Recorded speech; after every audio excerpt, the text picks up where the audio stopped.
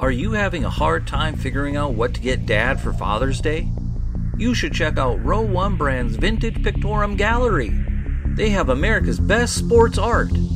With over 7,200 historic sports prints, you're assured to find something unique for Dad this Father's Day. Instead of a boring old tie, get him a historic baseball photo taken by Henry High Sandom at the historic Polo Grounds Stadium in New York City during the 1894 Temple Cup. Or, if he's an NFL buff, check out the 1963 vintage NFL poster. These are so good looking that you'll be amazed how they turn out. Shop now at sportshistorynetwork.com/row1 and save 15% off your order. This podcast is part of the Sports History Network, your headquarters for the yesteryear of your favorite sport. You can learn more at sportshistorynetwork.com. Hi, folks. Welcome again to another episode of the Pigskin Past. I'm your host, Joe Zagorski, and tonight we're remembering the Unheralded Games Part 3. Now, dynasties in pro football come and go. Some teams stay on top for a long time, while others only manage to make it to the summit for only a brief amount of time before they fall back down to mediocrity and/or failure. But throughout the latter 1950s and most of the 1960s, the Baltimore Colts reached the top of the NFL in the form of world championships in 1958, 59, and again in 1970. But by 1972, the Colts had gotten old, and they suffered the fate of so many previous dynasties. They began to lose, and lose, and lose some more. In 1974, the team could only generate 2 wins, which was good enough for the worst record in the entire league. But then in 1975, a rookie head coach named Ted Marchibroda took over the reins of the team. At first, it appeared as if the Colts would just repeat their typically poor performances, as evidenced by their 1-4 record to start the year. Then a miracle occurred. Baltimore started winning, and they continued winning. Game after game after game, the Colts began to beat teams that nobody really felt that they could beat. Included in some of those upsets were victories over division rivals Buffalo, Miami, the New York Jets, and New England. Other big triumphs in this 9-game winning streak included wins over Cleveland and Kansas City. Now, no victory during the 1975 season, however, was more memorable to Baltimore than their 10-7 win at Old Memorial Stadium against the Miami Dolphins on December the 14th. It would mark the Colts' 8th straight win, and it would enable them to play for the AFC to Eastern Division title the following week versus New England. Now, that drama of that second Dolphins game was off the charts. For lovers of defensive football, this game was a true gem. The game was scoreless at halftime, and even though both teams managed to drive up and down the field, neither was able to accomplish much when they got anywhere near their opponent's red zone. Baltimore place kicker Tony Linhart missed a field goal in the first half, which would have given the Colts at least some semblance of control in this matchup. Now, Don Strock started at quarterback for Miami, and he did not really have a good game. He would complete just 8 passes in 19 attempts for only 97 yards. And of course, Strock was Bob Greasy's backup. Nevertheless, he was able to lead the Dolphins on a scoring drive in the third quarter. The Colts defense was having their best performance in years, but they were still unable to stop the swiftness of Miami tailback Mercury Morris, who swept to his left to score a 3-yard touchdown. Morris totaled 96 yards rushing in the game on 21 carries. If the Dolphins' no-name defense could halt Baltimore for the remainder of the second half, Miami would go a long way into obtaining their 6th straight playoff year.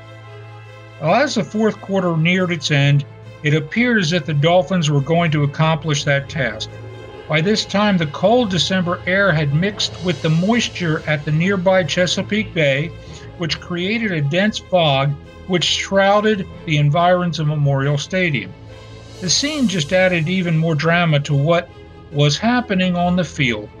The Colts were deep into their own territory, and then they desperately needed a touchdown and an extra point to just tie the game. A field goal did them no good. It was all or nothing. So they started driving towards the Dolphins' goal line.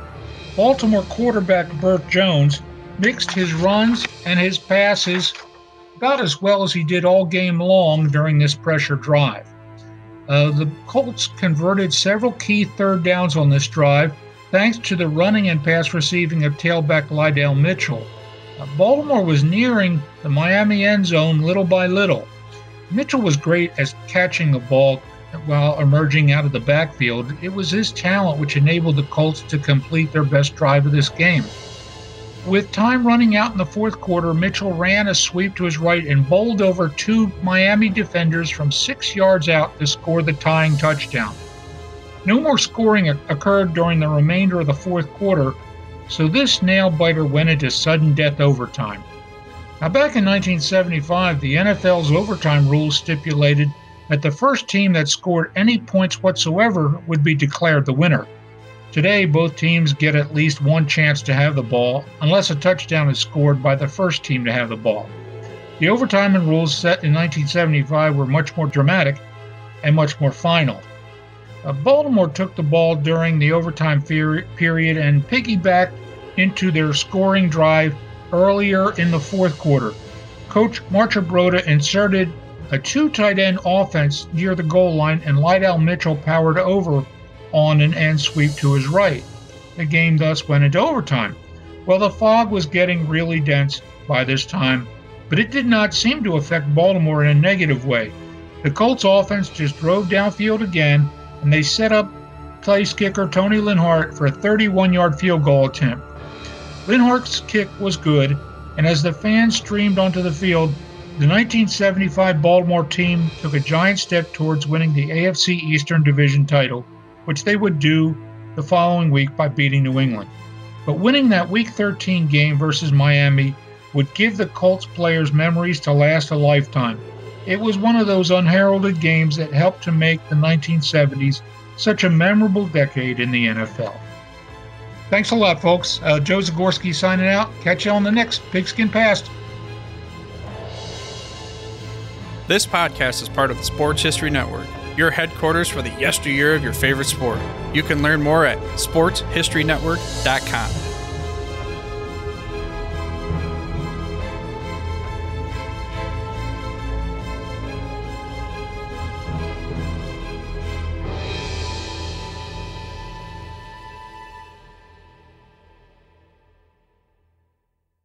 We here at the Sports History Network proudly partner with 26 podcasts, all revolving around the history of sports.